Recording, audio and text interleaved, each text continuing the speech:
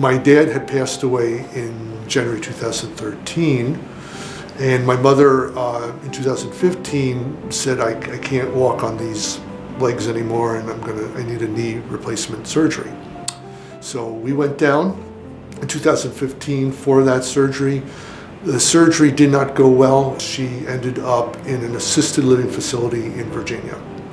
As part of that, between the knee operation and the assisted living, she had to go to the hospital for a UTI. And we believe from there she got bed sores, which turned into a stage 3 wound. While at the nursing facility, we met up with Judith on the Medicaid planning to execute upon that. So Judith was able to find a couple places, the Brandywine in particular where we ended up with, and another place that she did the legwork for to talk about placing my mom there. We appreciated the personal care and thoughtfulness in the planning and in the options explored.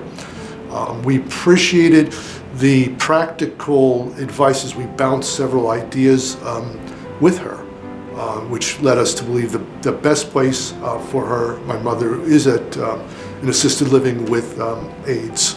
I think she latched on to how we felt about things, and she was able to kind of filter out things that would not be a good candidate for us.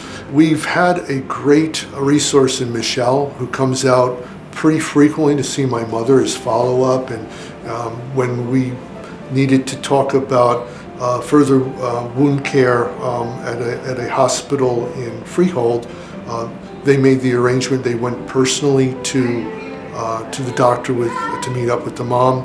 When my mom went to Brandywine, they accompanied my mom from Care One to Brandywine just to make sure everything was comfortable for my mother. Prior to my mother coming to New Jersey, when she was in Virginia, she had 24-hour aids at the facility she was at. So I was able for 2-3 years to be able to get experienced with how the aids operate, and so it was a pretty compatible experience here. I do know that in talking to the people for Elder Life Home Care, I am able to talk to them. They're accessible, so I appreciate that piece of the thing. Judith met with my mom prior to the move, sort of walked her through the move. I think it was Michelle or someone else, one of the other care managers, came the day of and went with her, helped her get settled in. The only thing I needed to do was arrange for the moving van to take the stuff out of storage and bring it to Brandywine. So that took something off of my plate for elder management to kind of help me with that effort.